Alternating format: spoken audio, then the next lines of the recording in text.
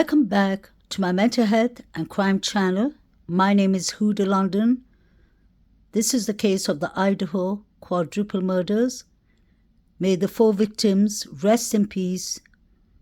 Condolence to their families, and may justice be correctly served. Since we have 3 unidentified DNAs, male DNAs, in this case, I would like to touch upon a couple of places that it could possibly have come from. It's just for speculations. This is not the facts. So I'd like to talk about the Sigma Chi boys today. In the beginning of this case, we were told that the timelines of the unliving the 4 young, beautiful people happened around 3 to 4 a.m. Like you all know, I'm one of the only creators, I believe, that has gone to this case from the beginning, and there's a reason and purpose to that. I believe to understand the case properly and to try and find out what has been changed and all the misinformation, it's always better to start the case from the beginning. The Sigma Chi fraternity is very important in this case because, number one, Ethan Chapin was a member of the Sigma Chi fraternity. So was his triplet, his brother, Hunter. There was a party that night that XANA and Ethan attended in the Sigma Chi. So did one of the surviving roommates, Bethany Funk. And I believe it started all from that party. I'll explain a bit later the reason that I've come to that speculation. Because there's facts in this. In the beginning of this case, when law enforcement, Moscow police, were asking for tips and information from the public, one of their focus was on the Sigma Chi. Allegedly, there was a fight that happened that night in the Sigma Chi. Ethan was involved, and I believe the 2 Davids, I'm not sure, but a couple of people were involved in that fight. I personally believe things were brewing and stirring up, like they mentioned that in the 4chan. Many people could say the 4chan was just put up by an anonymous person who wouldn't say their name, and that there's not much to that article. I personally believe that there's a lot in that article that can lead deeper into this case.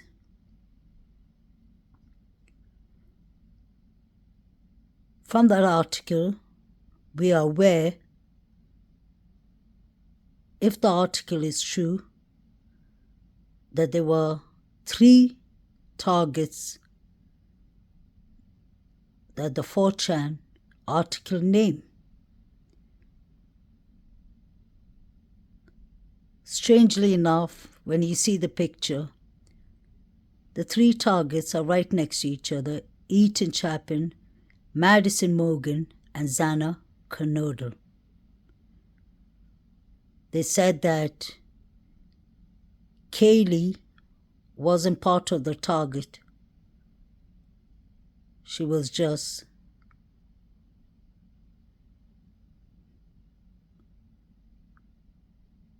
Just there, unfortunately.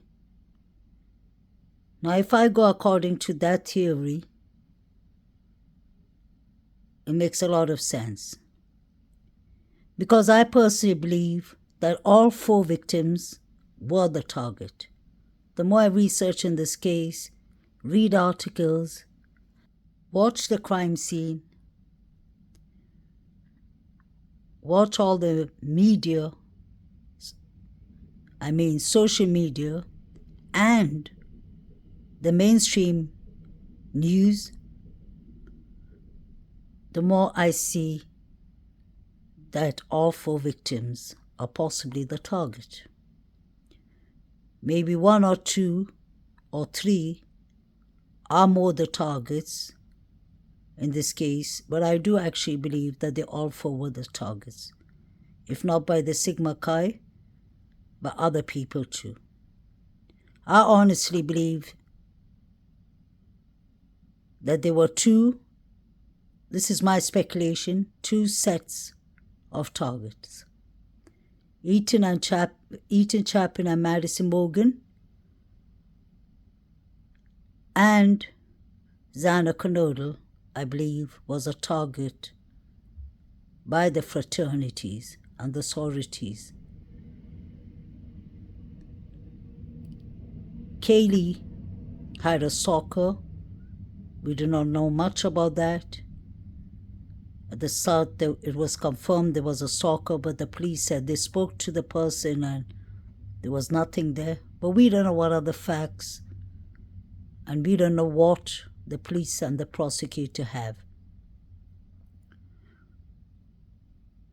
In on the movements of 2 of the University of Idaho victims, XANA Kernodle and Ethan Chapin, the night they were murdered, looking specifically at the hours between 9 p.m. and 1:45 a.m. when the couple was believed to be at Ethan's fraternity. Why are you looking for more information specifically about where XANA and Ethan were in regards to his fraternity house? That actually seems to be one of the larger areas that we don't have a lot of information in.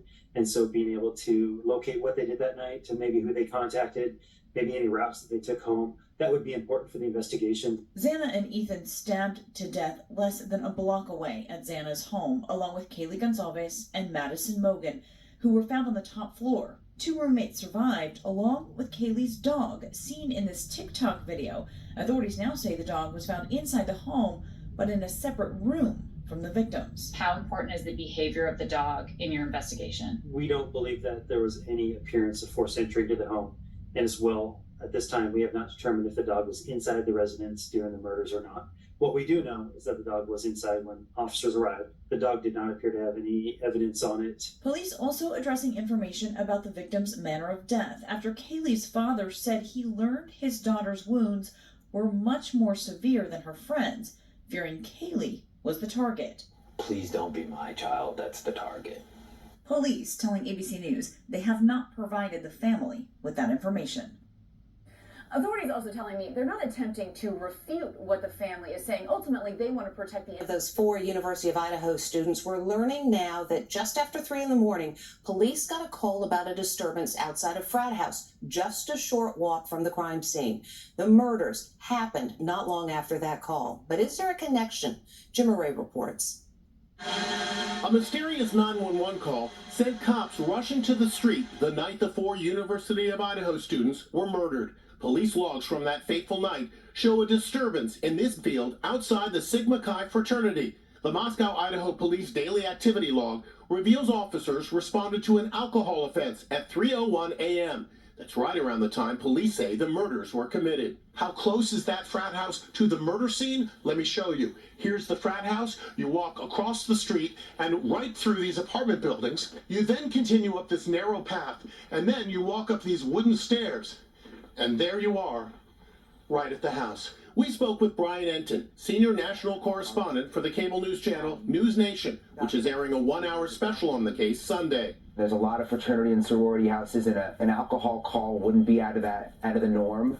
But it's still just weird to think about the fact that the police were so close to this house around the time the murders were happening.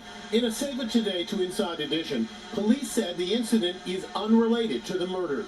The frat house is also under the microscope because two of the victims, Ethan Chapin and XANA Kernodle, partied there that night. Investigators are also revealing there was a sixth roommate who lived in the house who wasn't home that night. There was Ethan, XANA, Kaylee, and Madison, the two surviving roommates who slept through the attack, and now the sixth young lady whose name we are withholding. Detectives are aware of a sixth person listed on the lease at the residence, but do not believe that individual was present during the incident, a police statement says. There were scenes of raw emotion at a memorial service for all four victims at a church in Idaho. Among the mourners, Madison Mogan's boyfriend, Jake. I know she's in heaven, and I can't wait to see her again. Also classmates and sorority sisters. My heart aches knowing I can't see her again in this lifetime. We'll find justice for you, Ethan, Maddie, and Kaylee. We love you all so much. And XANA Kernodle's heartbroken dad. She taught me a lot of stuff. She taught me how to be a dad. And I didn't know that until she was gone, you know? The police chief has vowed to not let this case go cold, saying they will work continuously to find as many answers as they can. So we heard that loud and clearly. The Sigma Chi fraternity, house, and people, students, were under the microscope. In other words, they were being investigated. And they were being investigated because the couple, XANA and Ethan, were there from 9:45 to 1:45. But we've heard in other reports that they were there from 8 to 9, and the police were searching for the rest of the timeline. 4.5 hours. Where were they? What happened to them? What is strange is that this is the third incident of somebody going to the Sigma Chi or to a fraternity party and are found unlived. We have Hudson Lindo, who was found dead in the Paradise Creek. We have the young man called Joseph, who they said was disorientated, and he was found unlived in the Paradise Creek under the bridge. And now we have a couple that were two of the four people that were found unlived in Kingswood.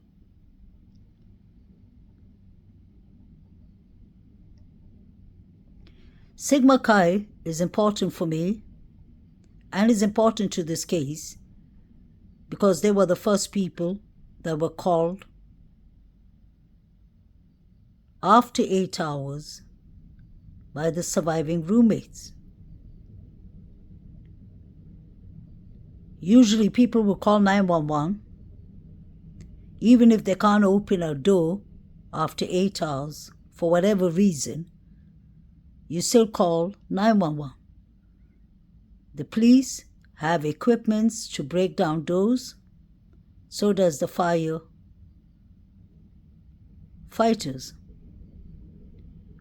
Why was it needed for the surviving roommates to call the Sigma Chi boys first? I find that to be a red flag. Hunter Johnson was one of the first people to come to site. He called 911 from one of the surviving roommates' phone.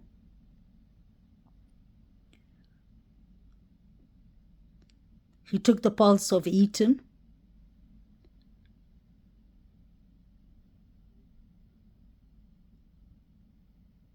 And I wonder if the bodies of the victims were moved around, tampered with. This is a crime scene of a quadruple murder, and these students took it lightly. Let's not forget, they're not in primary school. They're not in secondary school. They're not in high school. These are college students.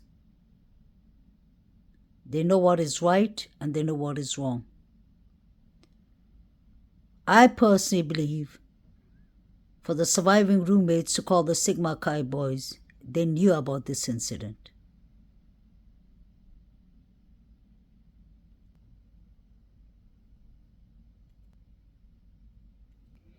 DM and BF are the two surviving roommates. Chief Fry clearly stated in the police conference when he was asked about the two roommates, he said, "I did not say they were witness. I said they were just there." What does he mean by that saying? If they were just there, then they were in a crime scene. They were in an active crime scene. They would have heard noises, the commotion going on. Because let's not forget, XANA and Kaylee had defense wounds. So they were fighting for their life. May they rest in peace. In the beginning, we were told that DM and BF slept in the first floor. They were sleeping. They did not hear anything. But now things have changed. The truth is starting to come out slowly. Now we hear that after DM saw the alleged person who unlived these 4 young people, she saw a man with black clothing, a mask. Her father said a ski mask. We'll definitely find out more in the trial if they let us know. She opened the door thrice, let's not forget. And she went to sleep like nothing happened. I've heard that she froze. And I can really understand that. But you don't freeze and start sending text messages to each other. The previous neighbor said that this house had creaky sounds. So if anyone walks on the floors, on the steps, you can hear them loud and clear. So are they trying to tell us that they didn't hear anything? That is what they were actually trying to tell us. But now we know that they were texting each other. What were they texting each other about? If they had that strength and time in this commotion to text each other, why did they not call 911? Is that why the chief is saying they're not witness, they were just there? So if these two were sleeping in the first floor, when the affidavit came out, why were we told that DM actually saw the suspect? I find that to be a red flag. If we are told the timelines was between 3 to 4 a.m., after 7 weeks, why did it turn into 5 past 4 to 5:20 to 4:25? Apologize. Why would the timelines change? Why was the people who are sleeping in the first floor all of a sudden, one of them is a witness who slept in the second floor, who opened her door thrice, 3 times. And allegedly, the killer just passed by her. Are they trying to tell us that BK is deaf? That he couldn't hear somebody opening their door 3 times? There's a man with allegedly a sharp-edged object or knife. He went and unlived 4 people, but he didn't hear the door. Make sense of that. BF has exculpatory statements and knowledge of what she actually saw. We have some YouTube creators trying to tamper with this case and spreading it on YouTube, like What's the Obsession, who works clearly with the Sigma Chi boys, which she has announced over 10 times, which should be illegal. You can't be working with people who are under investigation, who are under the microscope. Why is she working with them? All the news she's bringing from us, can you imagine how much news she takes back to them? That should be illegal. And I hope Ann Taylor and the prosecution is aware of that.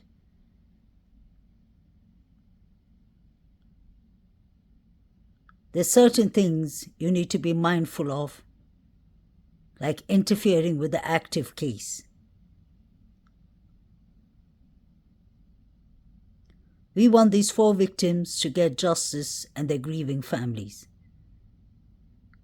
It's almost a year, and I feel, and I'm sure we all feel like these 4 victims is a part of us. They could have been our children, they could have been our younger siblings, they could have been anything for us. We want justice for them in the correct way. We don't want anyone interfering in this case. What's Obsession is acting like the attorney, the lawyer for the Sigma Chi boys and the other fraternities. What is she actually telling them? She said that I have a good bond with them. I've been talking to them since this case started.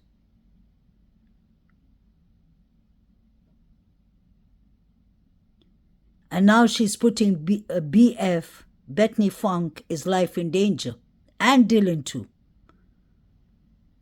by coming with rumors, false rumors, I believe, most likely from the Sigma Chi boys who are under the microscope. That is unacceptable. The reason I say that directly is because I don't like to beat behind the bushes. Anyone, including me, who starts tampering with this case needs to be corrected immediately.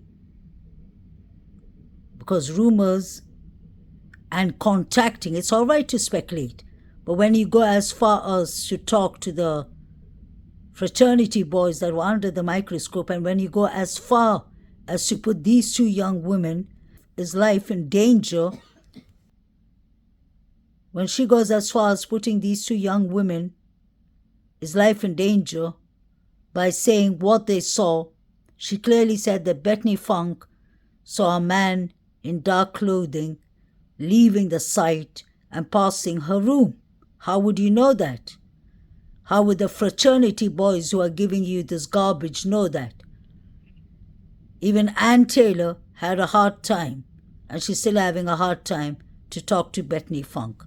Bethany Funk's case is under a gag order for a reason, so that social media and the mainstream media wouldn't let it out there. We don't know if Brian Christopher Koberger is guilty or not. But I personally believe if Brian was involved, he wasn't the only person. And I personally believe that there's a big chance that Brian wasn't even involved, that he was called later onto the scene. I want to know which of these 2 girls knew Brian. The mainstream media is busy in which of the roommates had Brian in his social media. They should be more busy in finding out if the surviving roommates knew Brian.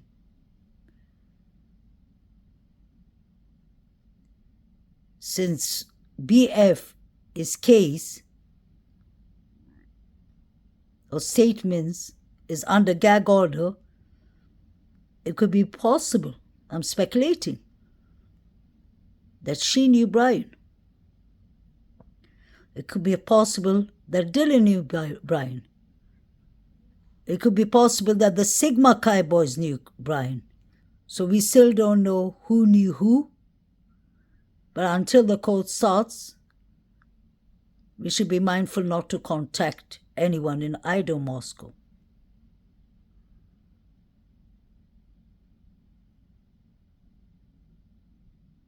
Because Hunter Johnson is going to be called up in court. He was the person who called 911. It wasn't these two young women. For whatever reason, they were busy texting each other one day.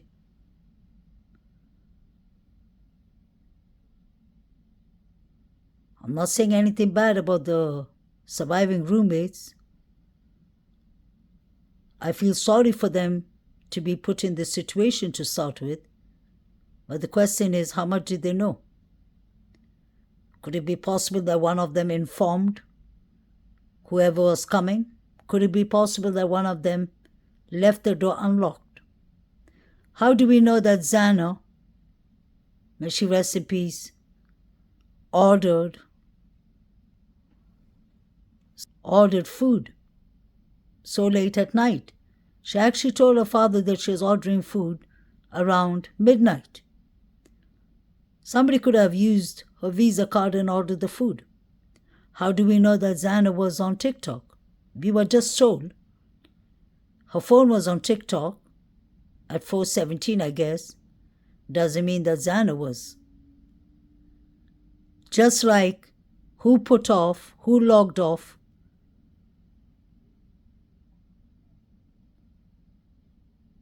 Kaylee is LinkedIn account, like her sister said. There was a lot going on.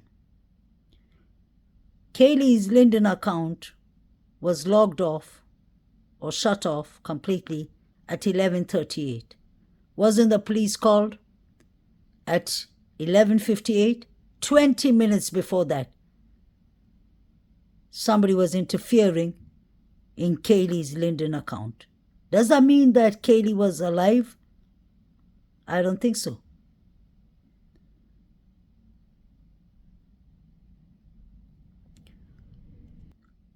I want to know why XANA asked her father to change her locks or to fix her locks. Let's not forget XANA lives in the second floor with Dylan. They share a toilet. Is Dylan trying to say she didn't get up to go to the toilet from after she saw allegedly BK? She wouldn't even know if it's BK. Bushy eyebrows doesn't tell who you are. I can count a dozen of people, the students, who have bushy eyebrows. I can count another dozen of people who have bushy eyebrows in the grub truck video.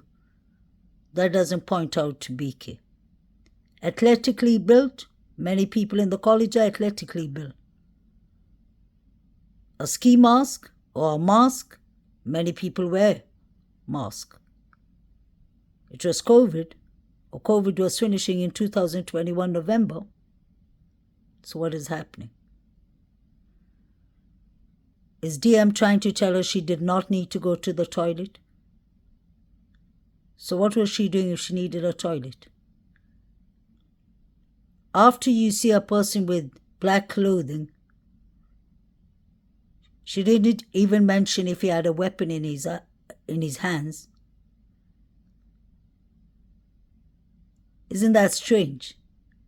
She didn't mention that. And if he had a weapon, if he had a knife in his hand, the person would have allegedly remembered, whoops, I forgot my knife sheet upstairs. She waited for the person to leave the back door and she still decided not to call the police. That should be a federal crime. There should be charges for that. Were they surviving roommates? Were they victims? Or were they just there, like the chief said?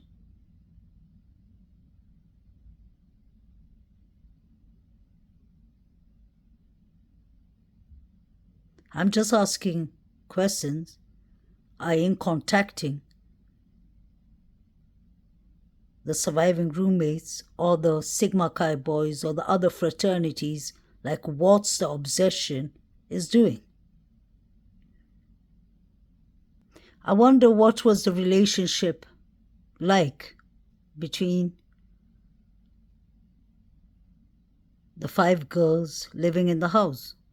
I would love to know why the 6th girl, 6th roommate, barely moved in and moved out. Did she see something that she did not like? Is it possible?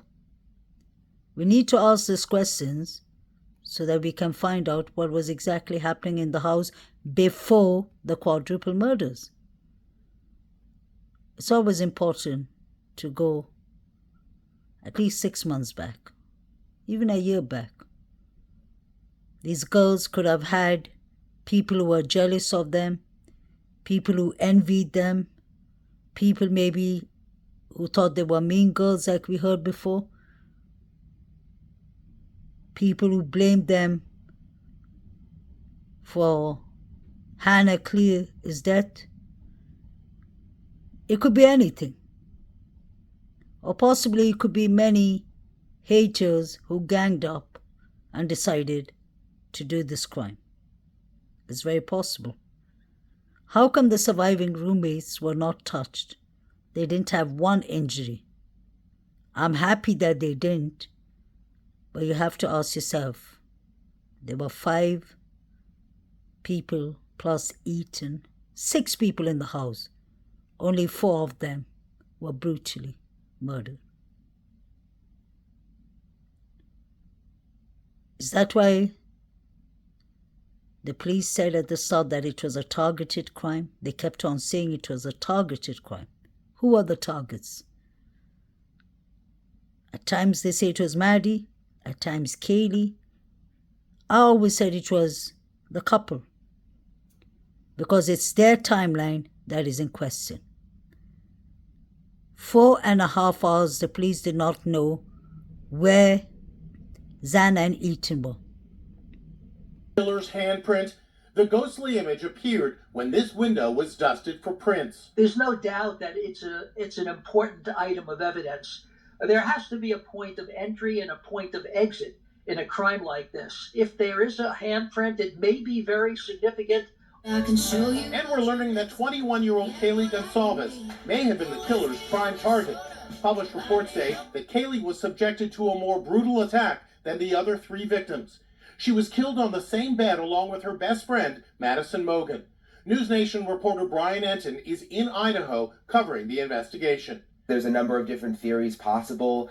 Since her wounds were more significant than Maddie's, is it possible she was the target? Yes. Or is it possible that she woke up and was trying to fight back and that Maddie was the target? As the investigation enters its 4th week, Kaylee's father is expressing disappointment with the local police. Do you feel confident in the police investigation and the people investigating right now? I do not feel confident, and that's why I push the envelope and say a little bit more. I hate to be that guy, but there's a job to do for everybody. Has a job and a role to play, and this is my role as the parent. He says he's raising money to hire a private detective. The 2 are breaking their silence. Poignant letters from Dylan Mortensen and Bethany Funk were read aloud by a pastor at a memorial service in an Idaho church. Dylan wrote, I know it will be hard to not have the 4 of them in our lives, but I know XANA, Ethan, Maddie, and Kaylee would want us to live life and be happy. I personally disagree. DM and BF, I believe the victims, may they rest in peace, would have been more happy if you're told the truth of exactly what happened in that house. You'll owe it to these innocent students. These are young lives snatched away so soon in a brutal manner. I understand that you could just be innocent victims that were scared for your life and that were threatened. If that is the case, you'll still have to find a way to get help for your recovery, but get justice for your roommates. They depend on y'all. You can tell their stories. They don't have a voice of their own. Look at how they're hugging y'all and holding y'all. Look at how Kaylee has her head kneeling on Dylan. Look at how Maddie has a cheek on you, Bethany. Look at XANA's beautiful smile. They did not know that this was their last day on earth in such a brutal manner. Please give them the justice they deserve. Please talk.